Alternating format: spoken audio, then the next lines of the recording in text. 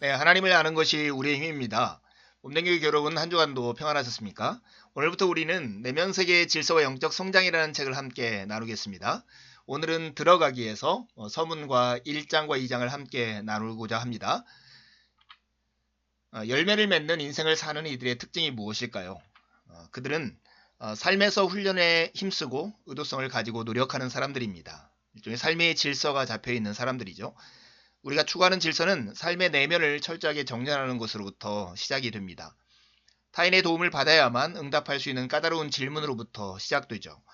중독성이 강하고 파괴적인 신념과 원리들의 정면으로 도전함으로써 우리에게 더 나은 것이 무엇인지 알고 계시는 하나님의 음성에 귀 기울임으로써 말입니다. 1장과 2장은 두 가지의 그림 언어를 통해서 우리의 내면 세계의 질서를 잡는 것이 우리의 영적 성장에 얼마나 큰 도움이 되는가를 우리에게 가르쳐 줍니다. 첫 번째 그림 언어는 함몰 웅덩이이고 두 번째는 조종실입니다. 그림 언어 첫 번째는 함몰 웅덩이인데 여러분 싱크홀이라고 얼마 전에도 지하철 공사장에서 바닥이 꺼지는 것을 여러분들도 보았을 것입니다. 함몰 웅덩이와 같이 자신의 삶이 무너져 내린 경험을 여러분들 하신 적이 있습니까? 함몰웅덩이는 가뭄으로 지하수가 고갈되어 지표를 지탱할 힘을 잃을 때 생기는 현상입니다. 갑자기 모든 것이 땅속으로 꺼져 들어가면서 딛고 있는 땅조차 안전한지 의심스러워지는 순간이죠. 수많은 사람들이 함몰웅덩이와 같은 삶을 살고 있습니다. 우리 가운데 많은 이가 한두 번은 함몰웅덩이와 같이 자신이 무너져 내리는 경험을 했을 것입니다. 피곤으로 무감각해진 정서들, 처절한 실패감, 목표를 가졌지만 그것이 허무하게 느껴지는 스트레스, 환멸감들 이런 것을 느껴보셨습니까? 이 문제에 한참 숙고하다 보면 이전에는 몰랐던 우리 안의 영역, 즉 내면 세계가 있다는 사실을 알게 될 것입니다. 우리는 외부 세계 말고도 내면 세계가 있고 외부 세계와 내면 세계는 서로 관계지어서 영향을 주고받고 있습니다. 우리는 두 개의 아주 다른 세계 속에서 살고 있는 것이죠. 외부 세계는 측정할 수 있고 눈에 보이며 더 늘려갈 수 있는 세계입니다. 외부 세계는 일, 놀이, 소유, 그리고 사회적 연계망을 구성하는 수많은 친분 관계로 이루어져 있습니다. 그것은 성공, 인기, 부, 미모 등으로 쉽게 평가할 수 있는 우리의 삶의 한 부분입니다. 그러나 우리의 내면 세계는 본질적으로 더 영적인 영역입니다. 이 세계는 선택과 가치가 결정되는 중심부이고 고독과 성찰이 추구되는 곳입니다. 예배와 신앙 고백이 행해지는 장소이고 세상의 도덕적 영적 공해가 침투하지 못하게 해야 할 곳입니다. 오스커 와일드라는 사람의 고백을 한번 여러분 들어보십시오. 신들은 내게 거의 모든 것을 선사하였다. 그러나 나는 나 자신을 오랫동안 무분별하고 육체적 향락에 빠져들도록 내버려 두었다. 향락이 극치에 달하면 곧 실증을 느끼고 새로운 흥분거리를 찾아 삶의 밑바닥까지 일부러 내려가 보았다. 내 사고는 역설로 가득 차고 정열은 도착되어 갔다. 나는 다른 사람들의 삶에 대해서 개의치 않게 되었다. 나를 즐겁게 하는 곳이면 어디서나 계속 쾌락을 추구했다. 나는 일상의 작은 행위 하나하나가 우리의 성품을 만들기도 하고 또는 파괴하기도 하며 우리가 밀실에서 행한 일로 인해 언젠가 지붕 위에서 통곡하게 되리라는 것을 까마득히 잊고 있었다. 나는 더 이상 나 자신의 주인이 아니었다. 나는 더 이상 내 영혼의 선장이 아니었고 나는 그 사실조차 모르고 있었다. 쾌락이 나를 지배하도록 허용했던 것이다. 끔찍한 수치함 속에서 내 인생은 끝나버렸다. 나는 더 이상 나의 삶의 주인이 아니었고 나는 더 이상 내 영혼의 선장이 아니었다는 오스커 와일드의 고백에 우리의 마음을 두어보십시오. 내면 세계는 가장 격렬한 전쟁터 중에 하나입니다. 그래서 너무 바빠서 삶이 황무지로 변하지 않도록 우리는 주의해야 합니다. 우리는 공적으로 많은 활동을 하는 사람이 내적으로도 아주 영적인 사람이라고 순진하게 믿는 경향이 있습니다. 또한 교회가 클수록 하늘로부터 오는 복이 클 것이라고 생각합니다. 성경 지식이 많을수록 그만큼 하나님과 더 가까울 것이라고도 생각합니다.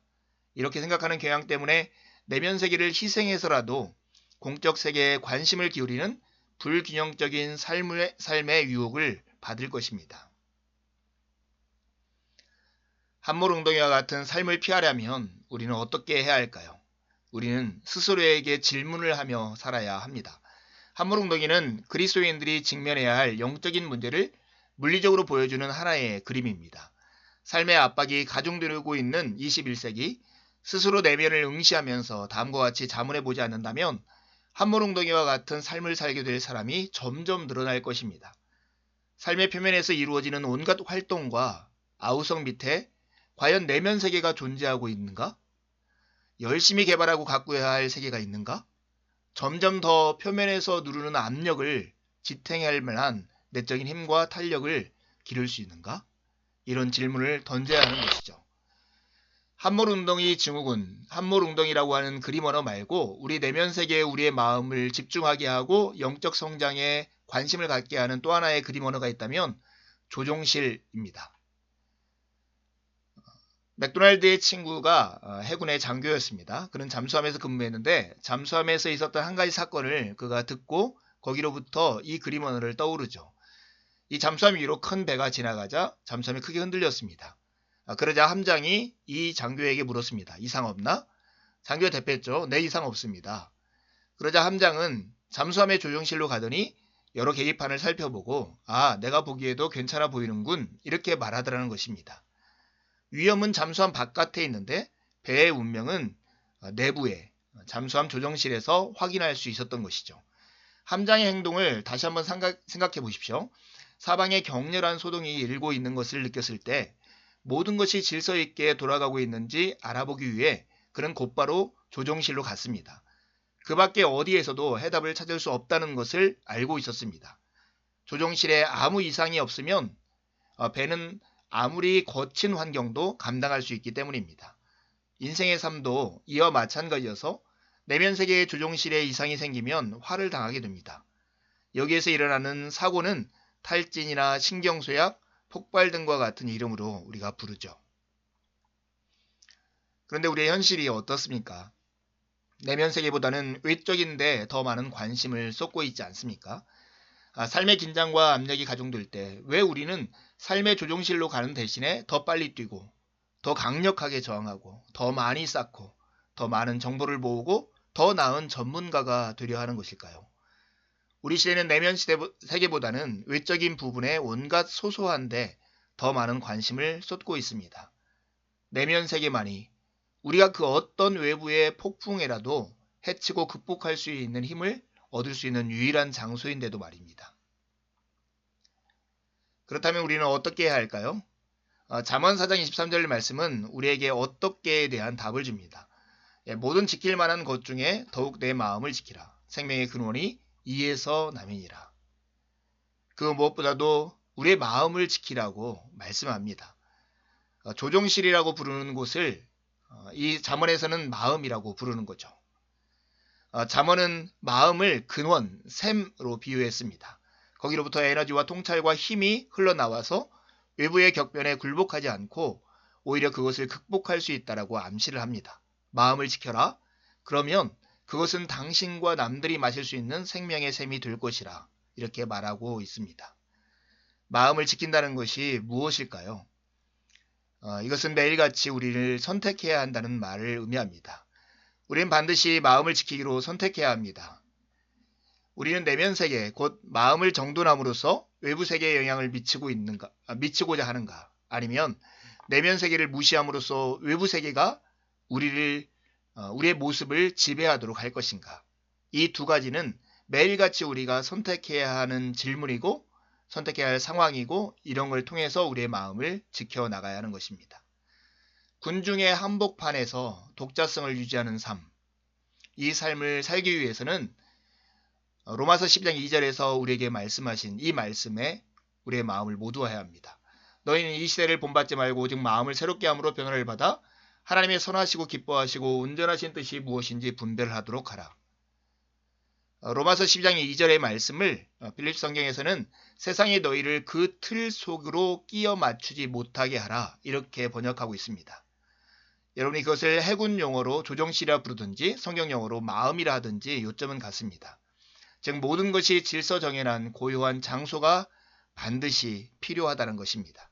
거기로부터 외부의 격동을 극복하고 그에 유축되지 않는 힘이 우러나오기 때문에 그렇습니다. 세상의 의견을 좇아 사는 것은 쉽습니다. 홀로 살면서 스스로 의견을 좇는 것도 쉽습니다. 그러나 위대한 사람은 군중의 한복판에서 고독 가운데 독자성을 완벽하게 유지하는 자입니다. 라고 말한 랄프 왈도 에머슨의 말에 우리는 주목하고 기억해야 하는 것입니다. 여러분, 함몰웅덩이와 잠수함의 조영실을 통해서 내면 세계의 질서의 필요성과 이것이 우리의 영적 성장에 어떤 영향을 미치는가에 대해서 주목하셨습니까? 우리는 다음 주부터 이 내면 세계에 관련된 5가지 테마를 나눌 것입니다. 첫 번째는 동기부여, 두 번째는 시간 사용, 세 번째는 지혜와 지식, 네 번째는 영적인 힘, 다섯 번째는 회복입니다. 2가지 질문을 던지고 마무리할까요? 이해를 돕는 질문입니다. 내면 세계란 선택과 가치가 결정되는 중심부이고 고독과 성찰이 추구되는 곳이라고 말을 했습니다. 내면 세계에서는 그 밖에 어떤 일이 일어날 수 있을까요? 적용을 돕는 질문입니다. 친구나 책에서 만난 인물 가운데 내면의 질서에 관해 당신에게 가장 좋은 모델이 되는 사람은 누구입니까? 그 이유는 무엇입니까? 한 주간도 주님의 은혜 가운데 지내고 복된 주일에 함께 만나 주님을 예배하시죠. 네, 감사합니다.